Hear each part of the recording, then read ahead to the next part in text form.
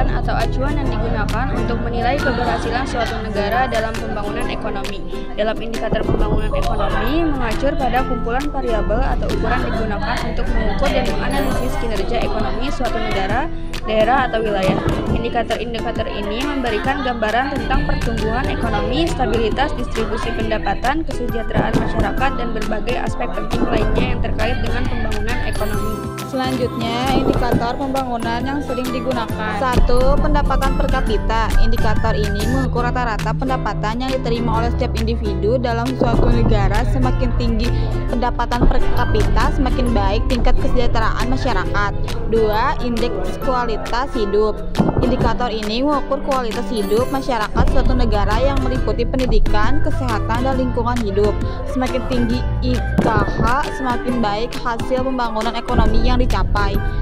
3. Indeks pembangunan manusia.